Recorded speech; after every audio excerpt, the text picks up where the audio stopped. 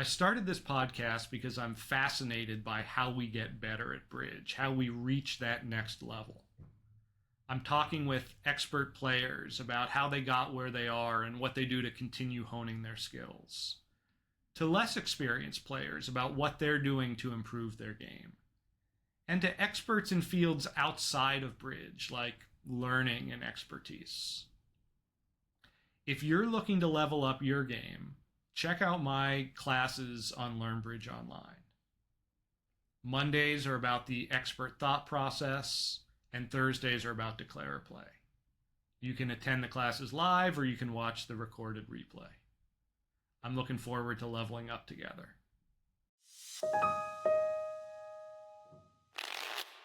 All right, I'm here today with Samantha Punch. Thank you so much for joining us, Samantha. Thanks for having me, Adam. Good to see you. All right, let me start. How did you learn bridge? It was to fill the gap when I finished my PhD. So I was quite a late learner. So I was nearly 30 and I'd been finishing my PhD while I was working full time. So I just found myself with lots of spare time and I decided that, I'd take up a new hobby to fill the gap. And then it became a huge monster, bigger than the PhD ever was. Tell us about your research and your academic career. So about 10 years ago, I decided that as I'm a sociologist, I could actually apply some of my skills to doing bridge research, because my previous research was on childhood and youth. And I'd kind of got a bit stale on that front and decided I needed a change. But initially, it just started out as me really interviewing my bridge heroes. So I wanted to interview world-class players, a bit like kind of what you're doing now, to pick their brains and get their insights about what it's like to be one of the best players in the world and how they got that good and how they get the best out of themselves and their partners and their teammates and how they play under pressure and dealing with emotions and mistakes and all these kinds of things that I think you're interested in. Basically, I wanted to talk to them about all the non-technical human aspects of the game. And I was indulging myself initially just as a sort of hobby on the side of work. And I thought eventually it would be my retirement project and I'd put all the interviews together and write a book. But then kind of COVID hit and I had time on my hands. So I thought, well, might as well do the book now. So I chose 25 of my favorite interviews and edited them and put them together as a book. And around the same time, just before COVID, I started to move my research area to more officially to look at bridge. What was your university's reaction when you were like, I'm going to just study bridge now? Well, I was very lucky. Our head of department was really supportive. She got the kind of healthy aging aspect of it, the fact that it feeds into community building, it's good for mental health and brain fitness. So she got those kinds of social connection aspects of the game. And I suppose because I'd been at Stirling for over 20 years by then, there was a kind of element of trust as well, that I kind of knew what I was going to do and that, I wasn't just doing it for a laugh. I was going to do it seriously. All right. So what have you learned? What makes someone good at bridge? So, I have focused more on the non-technical human aspects. So I suppose that's probably what I'll end up talking about more today, because that's what the research has delved into. I used to think that concentration was something quite easy, and that we should all just be able to do it because it's not hard. It's maybe hard to do some technical plays in bridge, and to sort of combine all your chances and get the best line. But concentration was just about applying yourself. But time and time again, these top players were saying that they felt that concentration and focus was something that, marked out the world-class players from the tier below. And I suppose when I started to think about it, it's kind of everything that goes with concentration and focus. It's not maybe as easy as it sounds, particularly if you're having to do it for 2 weeks long, playing several matches a day. It's about, how you conserve energy, how you self-motivate yourself as well to really focus. And it's discipline, it's self-discipline to do that, to double check what you're doing, to get into really good bridge habits. Just making sure that, you're not being lazy in any aspect of the game, whether that's knowing your system inside and out, or whether that's double checking before you do something, or whether it's stopping yourself pulling the wrong card or missorting your hand. So I think discipline covers a whole spectrum of things as well, and that's kind of linked to the concentration and focus aspects. And I suppose there is a slight difference between those two. Concentration is when you're kind of really focusing all your energy and thinking intensely about something. And focus is when you're kind of directing that energy and that attention to a single point. And so that's where the discipline comes in and not being distracted. And I think some of the top players in the world are just better at that than the rest of us. And why are they better at it? Is it something they have worked on, or is it something innate? I'm a sociologist, so I think there's very little that's innate. I mean, I do agree that perhaps in relation to about a dozen players in the world, there's maybe some innate kind of thing in there. But for the rest of us, and that's a lot of the rest of us, it's about deliberate practice. So it's about mindful practice, and it's about hours and hours of practice. I mean, the people that I interviewed, like David Gold, Zia, they said, it's no coincidence they got good. They did all-nighters, day after day after day. They played thousands of hands. And most of us don't apply ourselves in that way. We like to play, but we don't play that much. We don't play it at the exclusion of everything else, or we're not able to. I mean, by the time I learned, when I was nearly 30, I just got my first job. I just finished my PhD and I was working. So I didn't have the luxury to play bridge day in, day out, as some people did when they were, children or at university. So I don't think that plays a big part in it as well, as to how much you do dedicate yourself. I think it's a lot about dedication and commitment as well, and the desire. So it's not just enough wanting it. You've got to really desire it. And that desire has got to translate into self-motivation and self-discipline. And there's no quick fix. And a lot of that is hard work. There's no shortcuts. You've got to put the hours in, and you've got to push yourself, and you've got to have that hunger and drive. So playing is obviously important, but is how you play, how you practice, does that matter? Or is it just hours at the table? Yeah, no, absolutely. It's not just mindless practice. You've got to be kind of mindful of what you're doing and be concentrated. There's no point, even if you go down the club, there's no point in just throwing cards about. At the beginning you're slow, you're not good at it, and you've got to practice to get your routine quicker, to get the way of doing it more efficient. And it takes a long time. You can't just suddenly switch that on and switch that off. And I think that's another thing that the world-class players have, is that ability to count or to pip watch and to visualize does come a lot quicker to them, whether that's because of practice or whether because they've done it as a child. So I think one of my disadvantages, because I learned when I was nearly 30, I think I did miss some of that kind of instinctive aspect of the game. So it was a bit more labored learning for me. So I don't know if you've come across Daniel Kahneman's book, Thinking Fast, Thinking Slow. I'm familiar with that one. I found that quite interesting. I read it a few years ago now, but he talks about there's two different modes of thought. And I thought this could really apply in a bridge context, that one mode of thought is fast, where it's instinctive, almost emotional. And the other is much more slower, more deliberate and more logical. And I think in bridge playing, we often go through thinking fast or thinking slow. And some players tend to be more in one camp rather than the other. So I'm definitely a thinking slow player. And I think that's partly because I didn't learn as a child. So I don't have the kind of instinctive aspect. And in a way, that can be a good thing, because it means sometimes the really top players, what they do is they do play too quickly and they miss something because they're just playing too much on kind of autopilot and instinct. But a lot of them recognize when they need to switch between thinking fast and thinking slow. I don't think they think about it like that, but I think that's part of their bridge logic when they're at the table. They know when they can be in thinking fast mode and conserve a lot of energy and rely on their instincts. And then they know when to switch to that more deliberate logical thinking and thinking slow and take their time, because this is a really difficult problem. And their analysis and putting together all the bits of the puzzle is much quicker than the rest of us. And they're less likely to forget a really important piece of the jigsaw puzzle. I think all of us are aware of what all the pieces of the jigsaw puzzle are, but sometimes we just miss one vital piece. You just forgot that hand had passed, or they'd led that suit instead of, something small that, you're so busy piecing together everything else that you take your eye off the ball of one piece of information that you do know, but you forget to access. And I think that's what, again, the top layer of players, and this isn't just the world-class players, I suppose this is the top layer of the top players as well. This is the kind of things that they do. Yeah, I'm definitely the fast thinker, but one of the things that holds me back is I think I don't switch to that slow thinking often enough. How does one recognize this is the time I need to turn it on? I guess that's experience as well, isn't it? And that's part of the experience of the very best players. They've been there so many times before. They kind of know the warning signs of when they've got to do that. But I think there's also a level of, they are just they are thinking very fast, and they can go through all these thought processes a lot quicker than the rest of us. And I think partly as well is to do with the fact that some of them are full-time pros and a lot of us are amateurs, have other jobs and things. So their bridge fitness is so much better. So I like to be bridge ready, but I wouldn't say I'm bridge fit because I work full time. So I'm automatically at a bit of a disadvantage in terms of turning up to a serious tournament.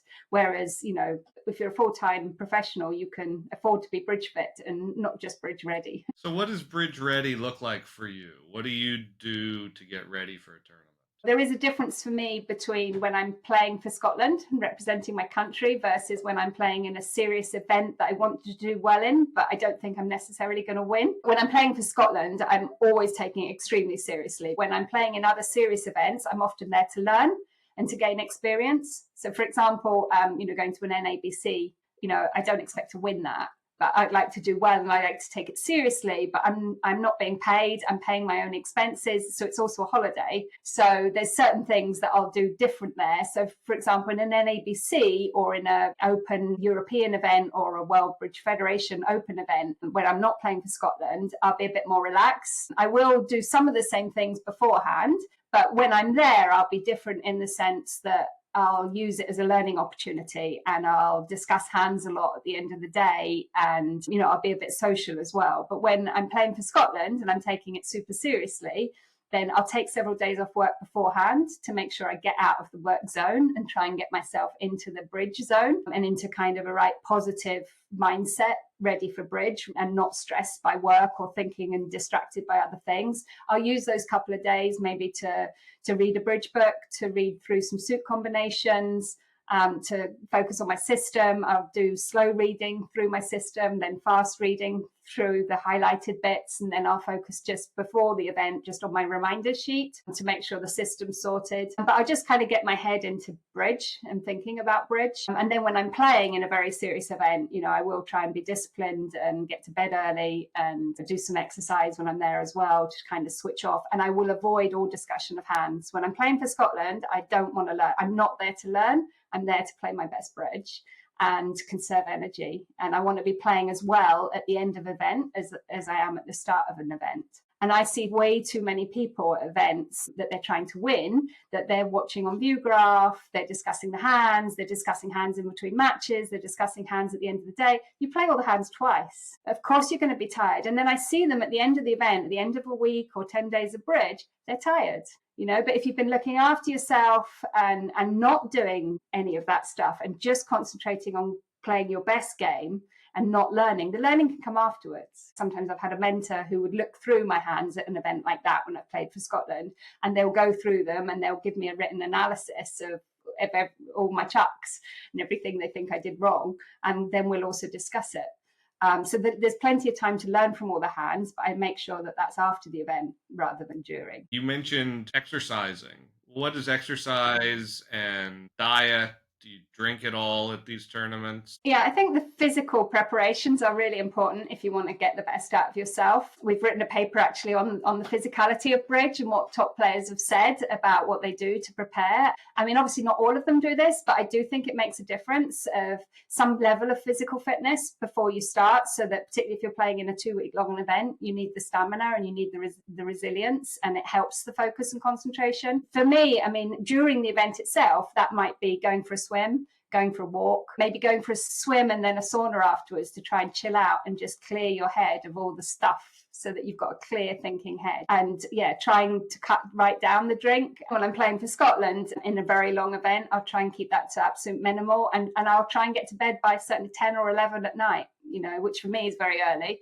And I won't worry either. I don't stress if I don't sleep. As long as I'm resting, I'm still resting, that's okay. And I know as well that I can perform and play bridge on little sleep because the adrenaline will kick in and that will help my sharpness and focus. Obviously, for a weekend, that's fine. If it's a 2-week long event, then you do need some decent sleep at some point. Do you do your swim before the set in the morning? No, I'm not a morning person. No, I'll do it afterwards. Yeah. So if I'm playing for Scotland and I'm sitting out, then I will try and do something like that when in the break. So I'll try and just do something physical. And also that's to counteract the sitting. There's too much sitting and I have a bad back as well. So I try and do something physical in terms of movement. But I do feel that helps. That helps keep your your brain a bit fresher and helps to kind of get rid of bridge stuff and to sort of move on from previous matches and concentrate on the next one. So this paper that you were just alluding to, what was the conclusion about, like, during the tournament and between tournaments? Like, what should we be doing? Yeah, I mean, this paper sort of was actually kind of picking up on the sort of physical aspects of mind sports. And for example, I remember Andrew Robson, talking about the importance of sleep. And he even linked it to Zia's 3 heats, about Zia's 3 heats. So when he was playing in particular with Tony Forrester, they were a top British pair. And he would ask Tony in the morning, have you had a good night's sleep? And if Tony had said, yeah, he'd slept great, he would then treat him at the table as if they were both in heat 1. They're both in heat 1. They're both on their game. He can do tricky things in defense, and he knows Tony will pick up on that and he will get it because he's going to be sharp. But if Tony says no, he's had a dreadful night's sleep, he'll be like, right, okay, I'm treating him as though he's in heat 3 and I'm going to help him, and I'm not going to put him under pressure to do something tricky in defense. I'll just go out of my way to keep it simple and make it easier. I mean, keeping it simple is still at Robson and Forrester's level, so it's not really very simple at all. But I thought it was interesting that for him, sleep was that important, that he likes to know how well his partner slept, and that will affect how he defends with them, or the pressure perhaps he puts them under in the bidding.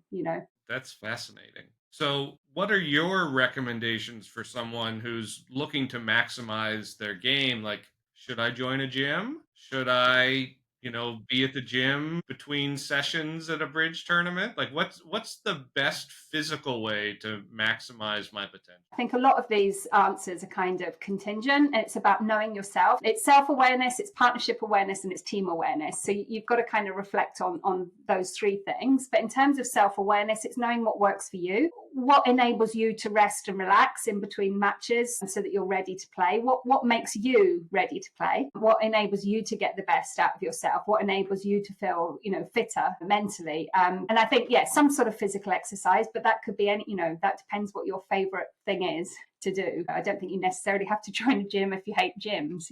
Find something that you enjoy doing. For me, it's like an athlete in the off season. You have to be ready when the season starts. Yeah, and if you think about any other kind of top athletes and any other kind of sport training regimes, compare them to the bridge training regimes, and it's light and day. So and that's what I'm trying to figure out this year with this project, is like, I think that there's low-hanging fruit here, that as a group we're not doing all that we can. We're not treating it the way a football player, baseball player, whatever does. And if you think of us as athletes, which I think is a stretch, but it's a serious endeavor, why aren't we putting that time and effort in? Getting the body moving and clearing the brain and making sure you come to the table with a clear thinking head that's not cluttered with other stuff is important. And that sort of self-awareness is about, what you need to get the best out of yourself, but what your partner needs and what you can do to help your partner get the best out of themselves, and also what your teammates need. And it's about really trying to focus on maximizing everyone's strengths and minimizing the weaknesses. You can't get rid of the weaknesses, but you can try and minimize them. So and I think that awareness can happen at all kinds of levels of the game, around mistakes, around emotions. I've done like 60 interviews now over the years with, this is either world-class players or top players. They talk about, really understanding, like even something like with mistakes are so wrapped up with emotions, and it's about, how we reflect on mistakes, what mistakes irritate us most, what mistakes your partner does that irritates you more, and how do you cope with that? Do you have conversations about how to minimize certain types of mistakes? And it's about how you react to the mistakes and then the emotions that are triggered because of the mistake. So for example, I think most people tend to get more upset when the mistake they make is something that is one of their strengths. But if it's your weakness, you don't mind so much. So if you know you're rubbish at knowing the system, or you're lazy at learning the system, then you won't be hard on yourself when you forget it, because you almost expect to forget it. But if you think that you're an amazing declarer player and you stuff up an easy line in the declarer play contract, then you're going to be quite cross with yourself. And so I suppose it's also recognizing then those danger zones of when you're going to be a bit more vulnerable to have a kind of spike in emotion, whether that's something you've done, something your partner's done, or even possibly something your teammates have done. And it's understanding what your partner needs when that happens and how you should or shouldn't react and how you can help them and vice versa. Yeah, one of the things I've heard from a lot of people is overcoming adversity and, like how you react at the table to disasters, and everyone cites Bob Hammond as the best at this ever. How does one work on that skill? Because it seems to be one that differentiates some of the best players. Yeah, absolutely. I think it's another bridge skill like any other that needs to be practiced. And you need to be conscious of it. So, I mean, some people do go to sports psychologists, and they can help you with the process of identifying your weaker spots. Some people are more self-reflexive than others, so some people can do it for themselves. Sometimes it actually helps to discuss with someone else to actually really tease out what your danger zones are, and then what you can do about them. And then they can offer techniques, things that you can practice to help you deal with these sorts of situations. Or if you don't want to go to the effort of paying for a sports psychologist, or you don't know one that can help you, then you can do some of that for yourself. And again, it's just that self-awareness thing of being aware of how you react when something bad goes wrong, and how can you minimize that reaction, rather than, you're not going to completely shed it totally, and certainly not quickly. You might do eventually. I mean, even Bob Hamman himself, when I interviewed him, he said it took him a good 10, 20 years to get to that state of mental toughness. He wasn't always like that. We always refer to him as being, the great Bob Hamman who's got this amazing mental resilience. But right at the beginning, the first 10, 20 years, no, he struggled with that. He wasn't a great partner, and he had to teach himself to do that. So, it's a learned process, but you've got to practice, and you need energy to do that as well. When amateurs like myself, when we're playing, it's hard because you're coming to the tournament tired. You're coming from work and you're tired, and you've got limited amount of energy, and all your energy goes into the technical stuff of the game. So sometimes I don't have enough to play well and be a nice partner. Sometimes I just don't have enough energy to do both. And unfortunately, then sometimes that's when I'm not so well behaved as a partner, because it takes mental energy to be mentally tough. And that's taking away then your energy from, the technical problem in front of you. And that's why I guess conserving energy is such an important thing, because you need to figure out how you're going to manage those emotional highs and lows. How much does confidence play in these situations? A big part, yeah. I mean, I think certainly, like, mistakes and emotions are tied up together, and in turn they have an impact on confidence, particularly if you're not dealing with them very well. That can dent your confidence. And as you've seen in bridge, I mean, confidence and the confidence momentum at the bridge table can switch so quickly. It's like when you watch a tennis match, it's the same thing. You can almost physically see it. If you're watching a tennis match and a player's on form and they're doing well, and then suddenly they go on a bad series of points, you can physically see almost a difference in their physicality, and that's their confidence starting to ebb away. You can see the same thing at the bridge table. If someone's just gone for 1100, there's a bit of a slump, there's a bit of an uplift from their opponent. There's physical signs of this that are showing that your confidence is being either dented or uplifted in that moment. Yeah, that physicality you talked about, that you just feel yourself slumping. If you're aware of that and counter the physicality, does that affect your confidence? Yeah, absolutely. When these things happen, you can do physical things like, make sure both your feet are flat on the floor, make sure you're sitting upright, take big, deep breaths so that you're calming down, and that you're kind of trying to uplift yourself as well, that your physical posture is reflecting, is at least projecting maybe what you're not feeling, but then that will help you feel more positive. Yeah, but it's hard. That's one of the things about bridge. You have to learn to be humiliated, and you have to be willing to be humiliated. Some people can't cope with that. We all have to look stupid at times in order to get better and to get stronger. But some people find that hard to deal with. So it's that mental resilience is really important, of figuring out how you're going to deal with those moments. It seems to me that one of the huge differences is, a normal player will tend to have one, maybe two boards a set where they just do something stupid. And the really good players, I mean, it occasionally happens, but it's so much less frequent. And so that consistency, I think, is one of the things I'm aiming for, and it's elusive. And I'm trying to figure out what is consistency and how do I get it?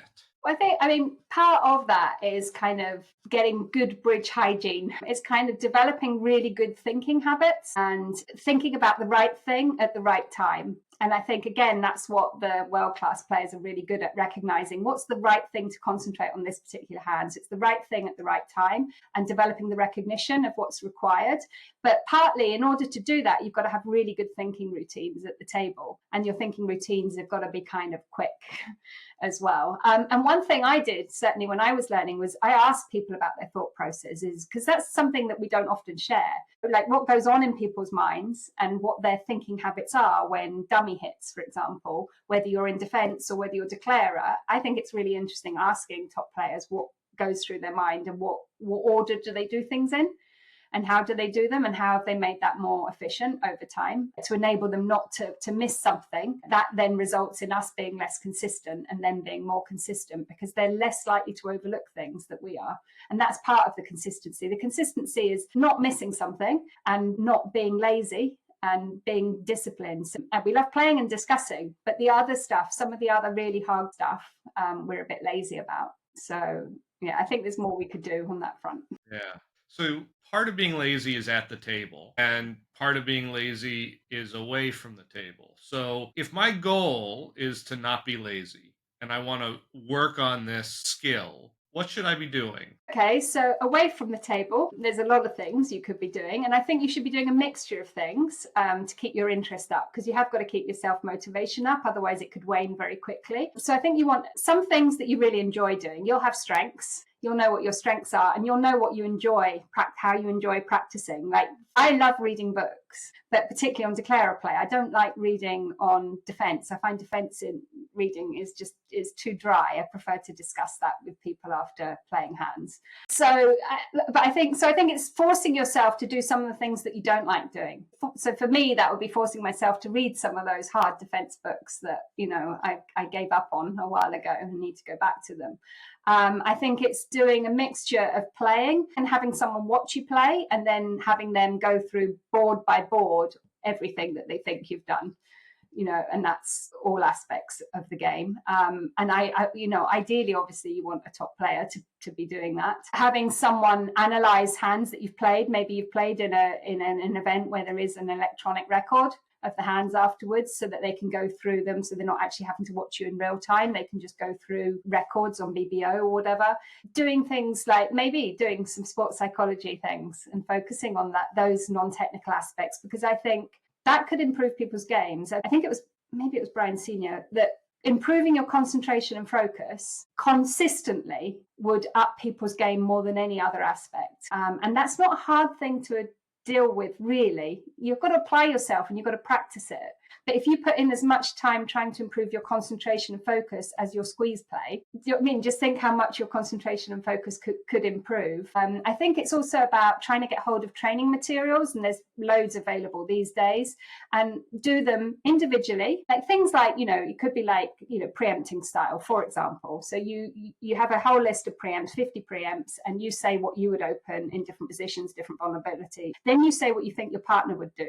And then you get your partner to do the same, and then you compare. And that's quite interesting. I think these are quite interesting drills when you both do them, but you both also say what you think the other one would do. And then that helps you see whether your styles are sort of compatible, where you might need to compromise. But it also helps you really know each other's playing preferences in different positions and vulnerabilities and things. And you can do that with opening leads. You can do that with even just as simple as overcalls, or high level bidding or competitive bidding. So I know that I and everybody needs work both on the technical bridge stuff and also the mental stuff, the coming to the table, getting the most out of your talent, whatever. If you were helping me design my training, how would you split the training for those two things? What would it look like? So obviously, in terms of the technical stuff, there's a lot, because you've got leads, you've got play, you've got defense, you've got bidding, you've got constructive bidding, competitive bidding, high level bidding. So there's a lot of technical stuff and lots of different aspects of that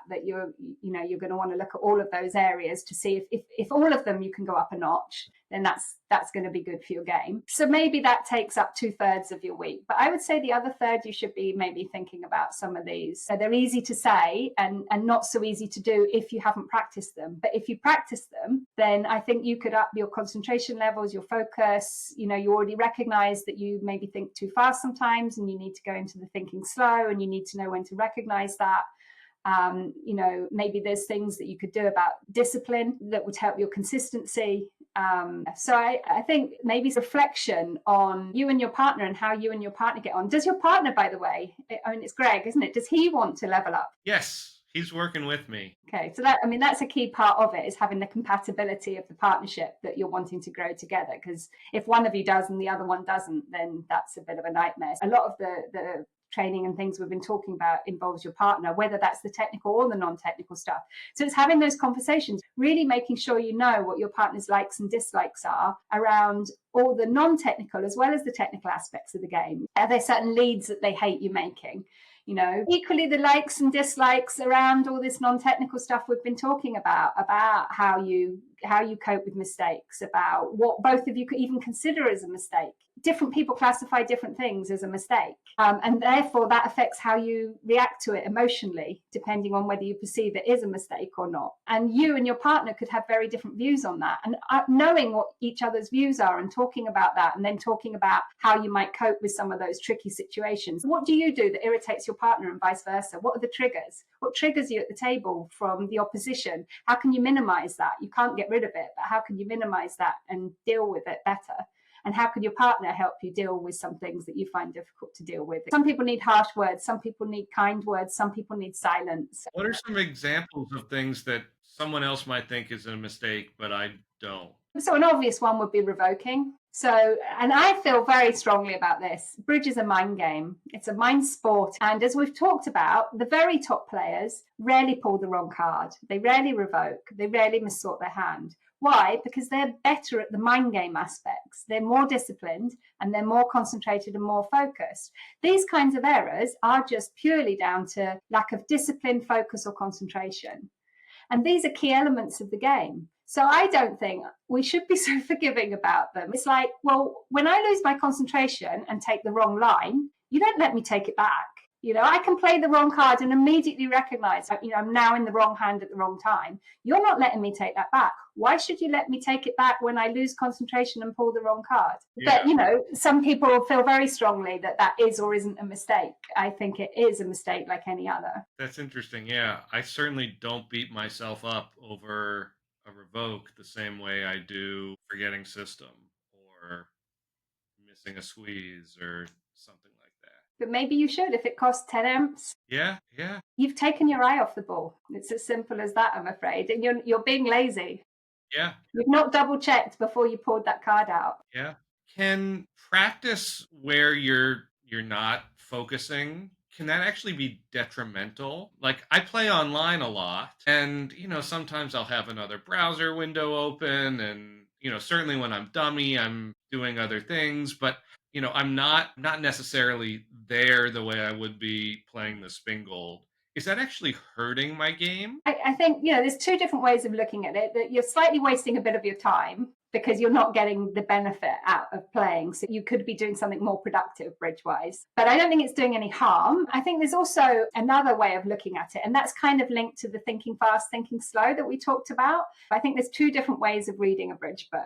You can either do it reading fast or reading slow. So I tend to read slow, and I always make sure I work out my thought processes before I turn over the page and see the solution. But I spend quite a bit of time thinking through the different thought processes. My bridge partner just reads really quickly, makes a snap decision, and then turns the page and gets the solution. But he'll read the book 3 times in the space that I'll read it once. So I'm working on my thought processes, but he's working on pattern recognition. So he's thinking just the more hands he plays and the quicker he plays them, then the more likely he's going to recognize that hand type when it comes up at the table. So his view is you just play as much as you can, and the more you play, then you get that pattern recognition. And then you're more likely to spot things and know when you've got a problem and when to take risks and that kind of thing. The other way of doing it is that it is much more slow, that you're more careful, whether that's playing online and you're not got your emails open, or, whether that's reading a book and you're reading it slowly and developing your thought processes.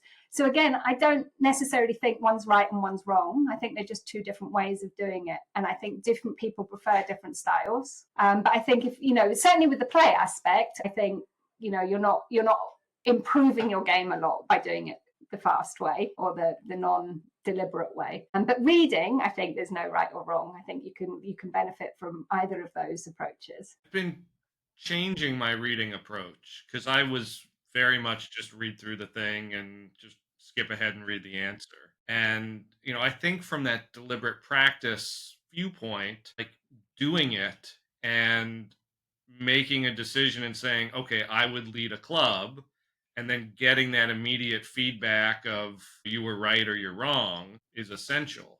Yeah, and I think it's worth trying different approaches as well and seeing what has better outcomes. If I decided to hire you as my bridge guru, my training consultant, what would you put together for me? What do you think my days, my weeks should look like? So, as I said, it's just a mixture of all the things we've talked about. I think you have to focus on all those different kind of aspects of the game, from, leading, bidding, play, defense, and all the different aspects of that, and do different drills, and some of that individually, some of that with your partner, and a lot of it you do individually and then compare together. So a lot of kind of individual work, but a lot of partnership work, and then a big chunk of the time on some of this non-technical stuff. Really think about, drawing up some kind of list of your areas of weakness on the non-technical aspects of the game and what you could do to improve those. And then just some of the other digital things, like Q bids should be daily, going through the Bridge Master series again, revisiting some of these things to make sure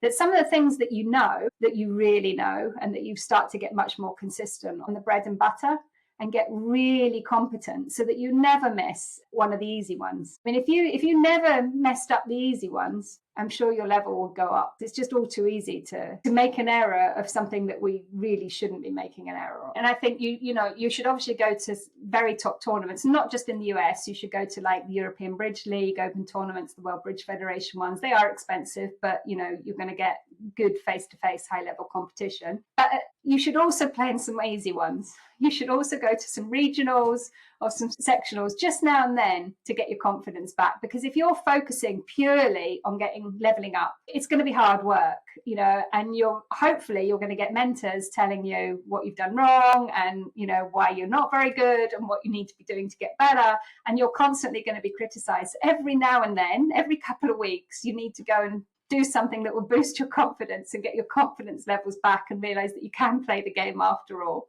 You need to be the big fish in the small pond every now and then. All right, changing gears, how are things going with the research and kids? What are you learning? What's the best way to teach kids bridge? So definitely not overteach, definitely small steps, because a lot of them haven't been exposed to cards. So, we're dealing with kids who don't even know what the suits are, let alone what trumps and a trick is. So very small steps. We've actually just translated some Norwegian videos of these cute little animated characters. They're 2 minutes long each. And what we're trying to get is school teachers to integrate that into the classroom, where the school teacher shows the 2-minute video. We've done lesson plans for them, and they get taught kids through, and they learn alongside the kids. So the school teacher's learning at the same time, and they're all learning together, but it's kind of small steps at a time.